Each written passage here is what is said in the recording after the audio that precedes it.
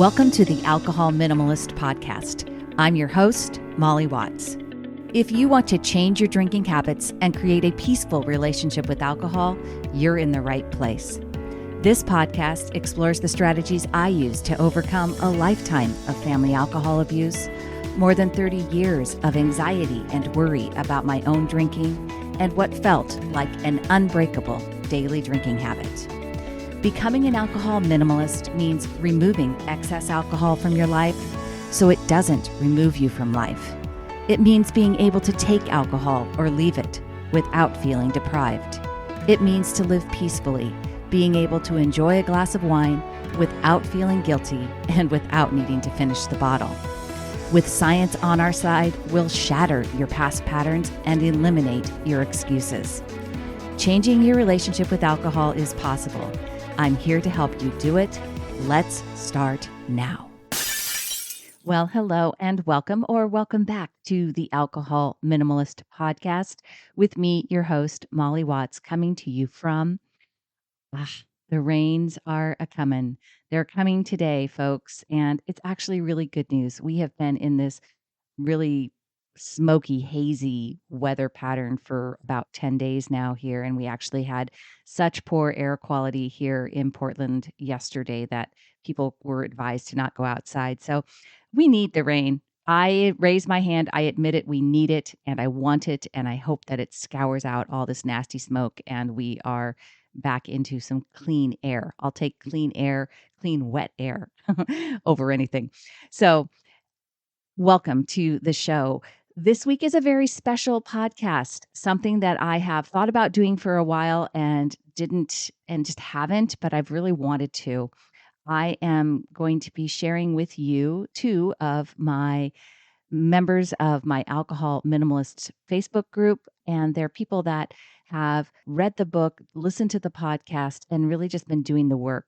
And I wanted to share what has happened for them with you because I think it's important to hear from people that may be like you or have experienced stuff like you that give you some hope that it's not just, I'm not just some special snowflake. I say that. You can do this too. You can create a peaceful relationship with alcohol. You can figure this out if you just keep going. And that's exactly what both Bruce and Julie have done. I call Julie and Bruce they don't know each other except from being inside the group, and they both know that they are Midwesterners, so they have conversations I think in the group regarding that. And so this is my Midwest podcast group, and so here are some stories that are some in their perspectives. First, you're going to hear from Julie, and then you're going to hear from Bruce. And I just hope that these listener stories help you feel inspired to start making changes and to start creating your peaceful relationship with alcohol. Thanks for listening. Hey, Julie, thank you so much for being here on the podcast today. I just appreciate you taking the time. I appreciate you being willing to share kind of what's been working for you, your story. Like I told you, this idea kind of has been inspired. I've thought about it for a while, and I really wanted people to hear from people other than me, right? That say, and not just experts, but people that have actually been doing this work, because so many people are stuck in this idea that they just cannot change their drinking habits and they cannot figure out how to put it all together. And so there are people that are here that have been working, even not doing coaching programs with me, just they've read the book, they've done the work themselves, they listen to the podcast, and they're getting these results. So I wanted to share their stories. We heard from, I tell you, these are my Midwest crew. This is my Midwest gang. There's another in this episode. You'll hear from Bruce as well. And this morning we are talking to Julie. So, hey, Julie, how are you? Good morning, Molly. I'm doing well. Good morning from sunny, crisp Ohio. Sunny, crisp Ohio, which is, I mean, technically, I know. See, this is why I always have to ask you, like, which time zone are you in? Because to me, you're the Midwest, but you're sort of the East too, right? Correct. Definitely an EST gal. Yeah, yes. So tell me a little bit about kind of what was going on in your life or what your drinking was looking like when you found me and kind of what inspired you to make a change? What were you wanting to do? Well, I actually found you in January of 21. I was Mhm, just, the typical beginning of the year, thinking about where I was at. And, the first year of the pandemic, I had been drinking wine daily and it had gotten mhm, to be much more of a habit than I ever had. And I found your podcast online, and it really resonated with me. But I didn't take action until mhm, August, mhm, and I can't even remember what tripped me to say let's do it, but something did. mhm, And what I had been doing is I had been during 2020 basically having a drink of wine of night that glass of wine of night that kind of morphed into a couple of glasses, and that mhm, was definitely out of my normal habit. mhm, And I really wanted to press a reset button. So I found your podcast, and I thought this really sounded like a good fit for me. mhm, Mhm. mhm. And then And you joined the Facebook group? right, right. I think almost immediately I started listening to a few podcasts, and I really was hooked. It just felt like a really safe place, and everything you were saying about, um, you know, we're not broken, you're not trying to be fixed, and that really finding balance in life. And that was what I was looking for. And Mhm, figuring out what would be a good place for me, to keep, a healthy relationship with alcohol, but to get back to a more reasonable consumption. mhm. Yeah. Really. So tell me about that now. So now where are you with your peaceful relationship with alcohol? What does that look like for you now? It's, I don't want to say it's effortless. I mean, it's been a little over a year journey for me, but it feels much more, it's natural. Uh-huh. I, you know, Once I started listening to your podcast, I was like, I wanted more, and I was working from home, and I often would, take a walk at lunch and listen to a podcast. I was looking Uh, forward to every podcast that came out on Wednesday. And you had so many good tools on your podcast. You had referred to Atomic Habits, which was a book I had read. You also referred to Elizabeth Benton's book. So I, uh-huh. started reading that. And then also at the time it was called Cutback Coach, I believe. And then Yeah. now Hmm. it's Sunnyside.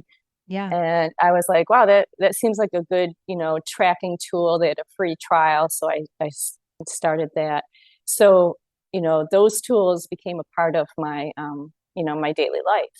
And I think once I started using those tools, and that kind of just gave me inspiration, it made me feel good. I could see some benefits. I could see, I was making changes. And so now that's what my life is like. I've kind of, after the course of the year, figured out what's a good plan for me most weeks, and Hmm. how much do I want, how many now I'm just drinking beer, and how much do I want in my life. So um, it feels like I've figured out a good plan over the course of the year for me. Yeah. And I think you're one of my non-alcoholic beer connoisseurs, are you not? Oh, yes, yes, that's a big part of it, yeah. And that was an interesting thing too, because I wasn't sure how I felt about that. I'm like, I mean, of course, we had Right. all the stigma from, the 80s, and, the not so great, NA beers. And then I really wasn't sure how that fit into my world. But, again, over the course of last year, initially I think I, kind of started drinking, more seltzer waters. And then I tried out the different alcohol-free beers. And I was like, well, these are very nice. And I'm definitely someone who likes the taste of beer. Hmm. I think as you have mentioned. So I found a couple I liked. Athletic Brewing and Brewdog worked great for me. So those became part of my routine too. Yeah. Yeah.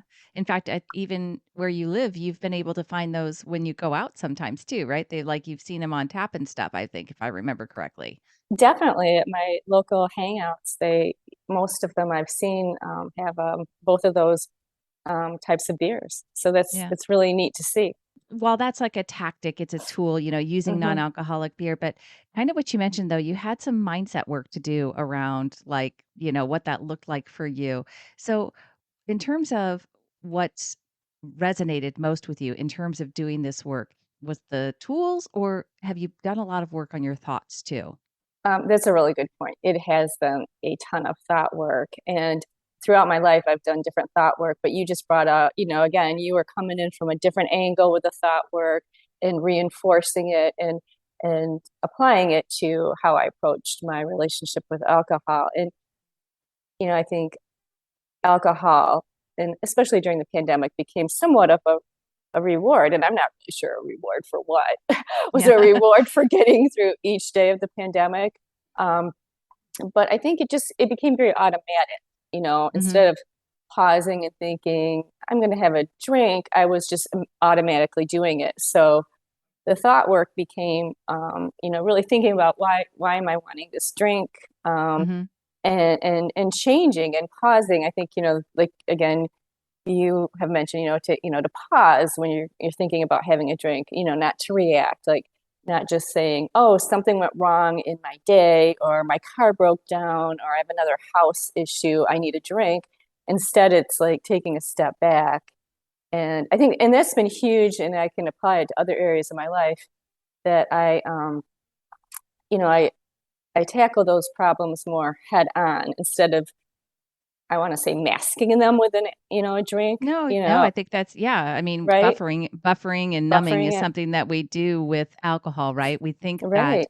and I appreciate you saying that because I think, you brought up like the car breaking down and something going wrong with the house. Like when we think like that, right? Then we just take a step back and we pause. Okay, but is drinking a glass of wine going to solve the fact that my car broke down, right? It is not, Right. does not, right? It does not solve this problem. What it does is just try to take away this edge that I feel. And in actuality, if I think about it for a second, there's things that nobody has to, you don't have to go, oh, I'm so grateful my car broke down, right? I mean, there doesn't have to be this positive spin on it, but you can also say, yeah, my car has a problem and, that's not the end of the world. It's okay. I can handle my car breaking down without needing to, I can handle this discomfort and feel a little bit ugh, a little bit frustrated about the fact that I have to deal with this without needing to escape that feeling. That's okay. I can handle this, right? That's exactly it. It's, leaning into those feelings and feeling that discomfort, because that's part of life. Right. Um, and then you gain confidence, or at least I gained confidence that, okay, right, you're addressing your problem. It doesn't mean it's going away, but you're gonna figure it out. Might take Mhm. a couple steps. It's probably gonna be a little uncomfortable, but then, it's just, as you address other things in your life, you're gonna remember that you've got that skill set, Mhm. and that it doesn't have to be numbed or delayed or anything like that. And yeah, the thought work has been a big part of this, and that allows you to, just hone your problem solving skills too, right? Right. And so, yeah, I Well, and think, I but you also had a loss over this year. You had a right, you yeah, and it was one of your pets and it was really a hard right. I mean, all of us who've lost a pet, we understand that sadness.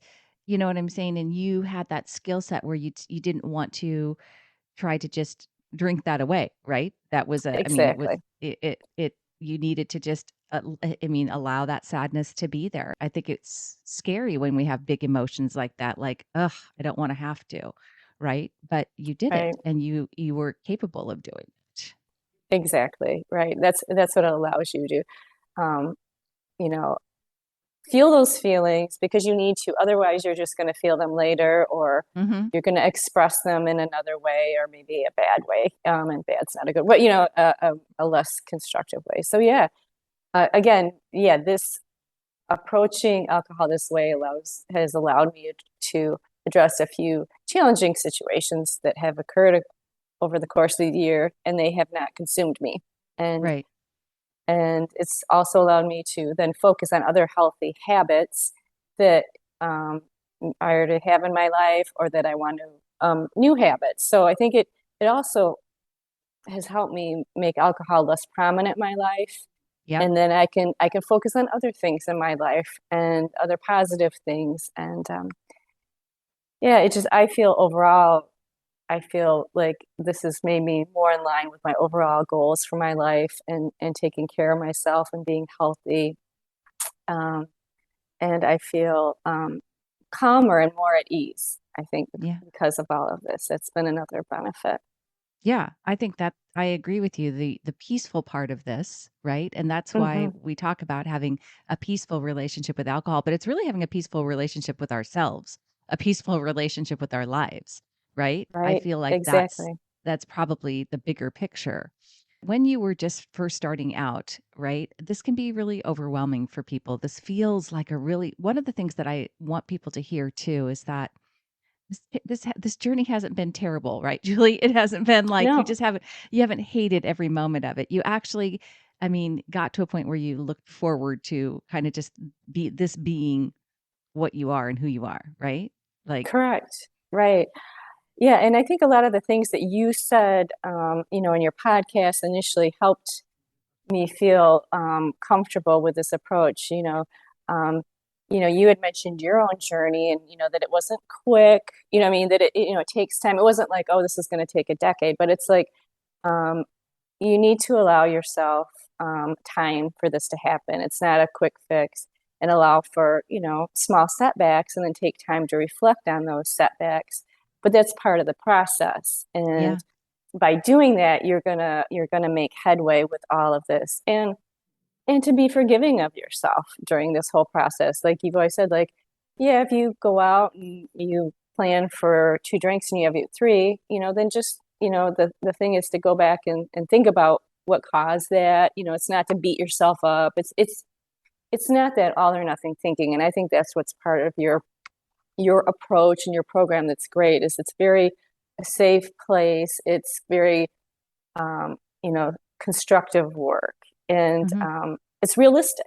It's a very realistic approach. So, that's how I felt throughout this whole situation. I really just felt really not sort of excited about it. And I yeah, felt like I joined your group, and that I was with um, a supportive and safe community too.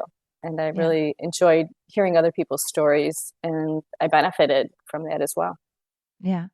So, advice would you give to somebody who's just starting on this journey or is starting to change their relationship with alcohol You know, or what's um, possible? yeah.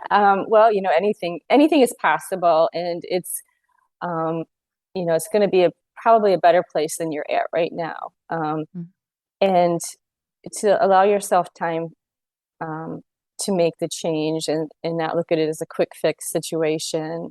Again, to be forgiving of yourself, and to set realistic expectations, and not have a all or nothing approach to it. Not like, oh, I just blew it, I'm gonna drink 12 beers instead. But just right. you know take it gently. And if they decide to kind of go with your approach, there's just a ton of good information. It doesn't mean all of it applies to you, but there's just a lot of good information out there. And learn. I mean, Yeah. that's the beautiful thing, Molly. You've provided us with all this great information from so many different angles that you did for yourself. And that's a wonderful tool. So Yeah, I get got to keep learning. That brain of right. yours, I we call it our beautiful brilliant human brains and they can keep learning and you want to use that to learn how to be at peace, right? Learn how to have a peaceful relationship with alcohol, however that looks. So you stick mostly to low risk limits now, correct? I do. I Yeah. do. And the other thing, and I actually, it was funny because, like, I was thinking about the things that were so beneficial to me. And I think there was a podcast with you and Elizabeth Benton, and it was about, Elizabeth was saying, kind of just, basically, take that step. I mean, Yeah. learn, get information, but just you start. And I thought that was one of the, that was just a really good piece of advice too. Just, like me, I waited, and that was okay. But like, just taking that first step is so critical. And I just listened to that episode again yesterday. I was like, I need to hear that again. Yeah. I'm gonna go back and listen to some of the early episodes. So, you Nice. know, I love it. take Yeah. take that first step. It's maybe scary, but you know what? You're going in the right direction. Oh, great words. I Mhm. love it.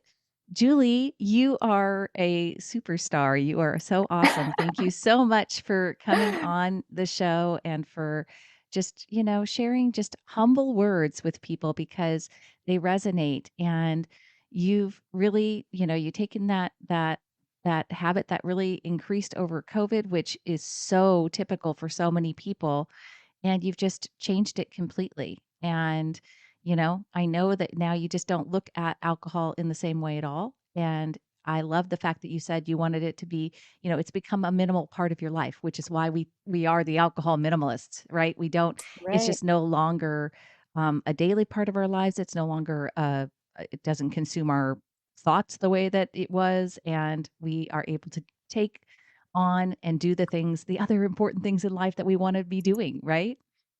Absolutely. Absolutely. So, well, my friend, have a wonderful day out there in the beautiful fall of Ohio. I bet anything there is something pumpkin flavored in your life today. Am I right? You are right on the money. Julie is a fellow pumpkin spice lover, and I am so grateful for that. You have a great day. Thank you, Molly. Hey, all, just a quick break in the show to talk with you for a minute about Sunnyside. It's fall and it's time for tailgaters and holiday parties on the horizon. There is never a better time than right now to put a mindful plan into place. And Sunnyside is my recommendation for how you can really use a tool that provides a way to track your drinks, measure your progress, and really uses proven behavior change techniques to create lasting habit change. The thing is, you can reduce your drinking by 30% in the first 30 days with Sunnyside. And you can save over $50 a month, cut out 2,500 calories out of your diet, and these are just based on average results. I know that people that I talk to and people that I work with are using Sunnyside and getting great results. If you'd like to find out if it will work for you, go to www.sunnyside.co/minimalist to get started on a free 15-day trial today. Hey, Bruce, thank you so much for taking the time to be on the Alcohol Minimalist podcast. I know that you have been around my work for a while now, and this was just an idea that I had in terms of talking to a few of you that have been involved in the Facebook group, that I know have read the book, that I know have been doing the work and have had really great results. And I wanted to share your stories with my listeners because sometimes I think people get this idea that, oh yeah, well, you did all this, Molly, you trained yourself, you read all these things, you took all these coaching courses, and of course you took all this information, and yeah, so you figured it out. But I can't do it. I couldn't possibly. That's going to take way too long. It's going to be way too hard. And even though you say that it's possible for me, I'm not really sure that I can buy into it. I don't really see it for myself. And so I'm hoping that by sharing your collective stories that people can find themselves in your word and realize that they're quite capable of doing it too. So, hmm thank you for being here. Definitely, and thanks for having me. It's been great to be have this opportunity to talk with you today. So, Awesome. Awesome. Well, tell me a little bit about kind of when you decided to, when you found this work, when you found me, and when you found this kind of idea, what was your drinking habit looking like? What was going on for you? Why were you even investigating, deciding to change your drinking habits? so for me, I mean, it was a habit that just became kind of arduous and was no longer self-serving, and it mostly revolved around, weekends and social gatherings with friends and such, and probably stemmed, I would say, as early as my undergraduate college days, and sort of just kind of carried forward, into the next phase of adulthood. And it didn't really seem to matter what the occasion was. And this is especially true in my state here in the state of Wisconsin, that, it could be a sporting event or intramural league sports, birthdays, what have you. It always revolved around alcohol.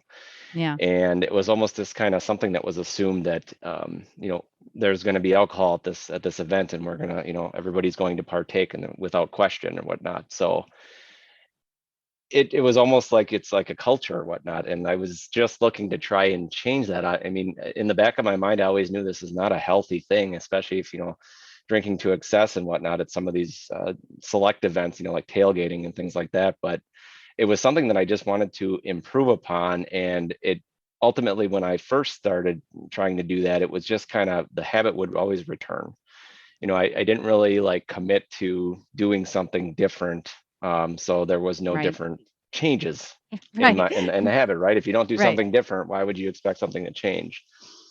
So I started branching out and like saying, I can do research, from my background in engineering and my degrees and things like that. I'm a student of science, so to speak, kind of like yourself. Yeah. And I just wanted to see, there's got to be resources out there. And I stumbled upon, actually, stumbled upon the Facebook group first, Oh, the wow. Alcohol Minimalist group there. And I think change your habits around alcohol, I think is some of the keywords or whatever that I searched on. Yeah. And I started reading about that, and I started reading some posts about people. And then at some point I came across a post from somebody that mentioned your book. So Uh-huh. I went and looked up the book on Amazon and saw some really great reviews. And I generally read reference books on electrical engineering most often. So this is a little bit of different change of pace for me. So I decided to buy the book, and I said, I gotta change something if I want to make changes. So I said, I'll try this and see where it goes. And ultimately, um, when I started reading the book and listening to the podcast, I mean, it was just an eye-opening experience for me. So Yeah. Oh, wow. I love that. I love that. And I yeah. love the fact that it's interesting. More and more people are finding the Facebook group first and have no clue that there's a podcast or a book or anything else behind it. So it's interesting to see that that was your journey too. So, Hmm. but I'm glad. I know that I remember when you bought the book and if I remember correctly, you posted about that in the Facebook group because you were like, you got the book and you were headed off to one of your like weekend warrior kind of getaways with your friends that was going to, and like you showed a picture of all the beers that were there from all of the other guys. Yep. Yeah. Yeah, and it was kind of a twofold approach. The place that you're talking about that I usually go to, our cottage, is a place where there really isn't any internet on there. So I figured, well, this is going to be my best chance to start reading a book, right? Mhm. Because I can't sit there and stare at my phone because my phone doesn't actually work. And it was also kind of a good test for the reasons that you just mentioned about this was one of those Wisconsin activities that there was going to be a lot of alcohol involved. So I said, let's start putting some of these things to the test. Mhm.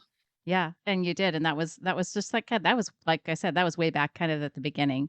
Yeah, yeah. So you kept doing this work, you kept going, and tell me a little bit about what part of this approach. I know the science because I know Hmm. you've mentioned it to me before, and I know that's something that really resonated with you.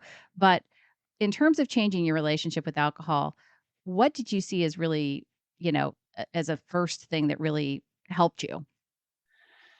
So I think the biggest thing for me was really changing my mindset and thinking around my own thoughts. You've said it numerous times in the podcast and in the book that the stories that I was kind of telling myself, I was just taking as this has got to be factual.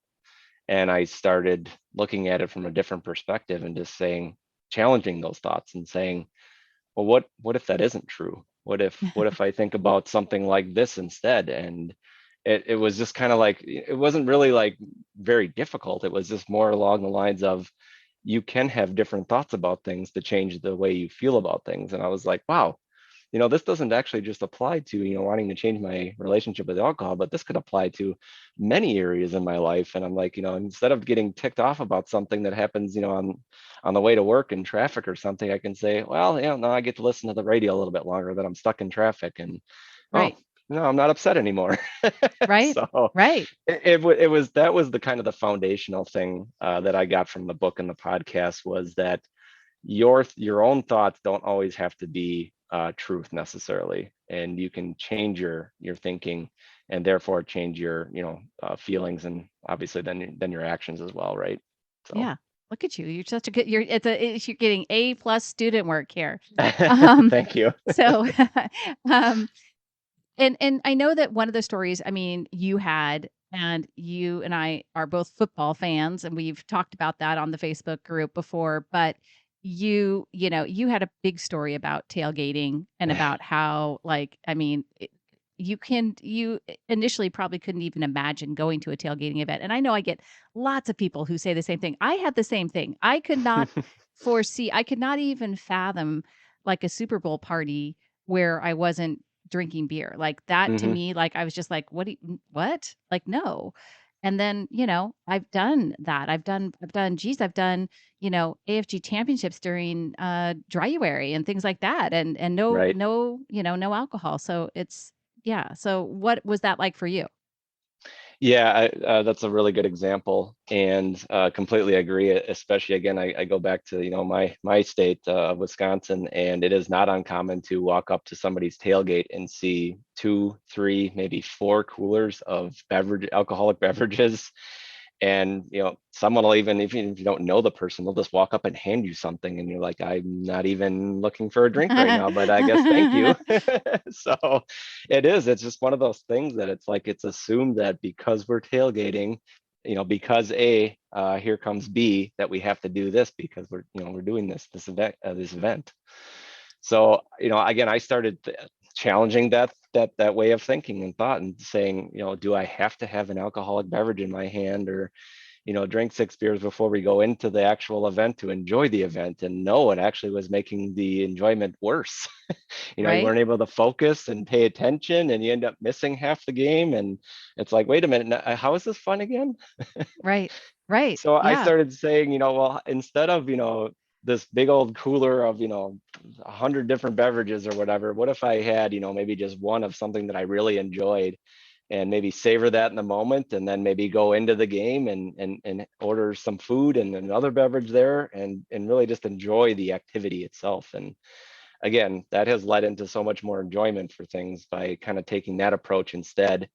Yeah. And it's been very, very beneficial. And again, it's changed the mindset of that particular activity, as an example, to say that no, you don't have to drink to excess when tailgating, and you can still have a good time and enjoy things. Ho Imagine that, right? Right? Imagine Imagine that, that. yeah. I often say that this work is kind of a meta skill. So, have you found that to be true? And if so, how has this work kind of impacted the rest of your life? Absolutely. As I alluded to previously there, I kind of said, I gave the example of, sitting in a traffic jam of sorts. When you start to challenge your thinking, or have a different thought about something, you really end up changing kind of your attitude and your outlook on things. And I have two small children, so sometimes they can get under someone's skin, Right? parents especially. And by taking that meta skill approach to those types of things, I think has kind of reduced my stress and anxiety for certain difficult and challenging situations. So it's been a meta skill that I've just been trying to apply in other areas, not just changing my relationship with alcohol as well. So yeah, definitely very beneficial in that regard too. You say that I used to be like my life used to be really drama, like Yeah. I had all this drama around my life. Hmm. Like everything was really challenging. I had all these stories about how my life was just more challenging, was more stressful. You have two small kids. I had four boys. So I was like, hey, you know what? I claim it. I get to be the one, I get to be the mom who has the four boys who's always harried, right? And I carried Hmm. around this idea, the fact that I had four great kids who I really adored, that Hmm. that story was available to me, right? I could be grateful for that, but Right. I just, like, wanted to focus on the other stuff, which made me feel stressed out, which Right. then led me to think that I needed to drink to get rid of that stress, which, was how the habit manifested itself for me most of the time. Yep. Not that I didn't drink at football games and everything else too, but I mean, that's kind of how it works, you start to create associations with whatever you're doing or in whatever you're trying to solve with alcohol. You create that association often enough, and that's, the habit takes hold. Yeah, Um, definitely. Completely agree. Give me, and this is, in terms of being helpful for other people, because that's really what I wanted, was for you guys to come on here and share your your stories. For someone who's just starting out doing this work, did you ever struggle, or did you ever think this isn't going to be that easy, or did you just kind of jump in, dive in and go? And if what advice do you have for people who are just getting started? So that was always kind of a lingering thought in the back of my mind, why is this approach going to be any different than the things that I've tried before? Because usually I'm pretty good at trying to stick to a plan and make changes on things, but would eventually revert back to those old habits. So I thought, what could be different about this approach? And I guess my advice for someone who is starting looking to start improving their relationship with alcohol is really try and step outside yourself and take it with a positive attitude. And what I mean by step outside yourself is try to take a closer look at what you think you're telling yourself might be truth or fact, kind of like what I was telling myself. And you know feel free to like challenge those thoughts and things like that, especially in those difficult situations where you're making the look make positive changes in your life.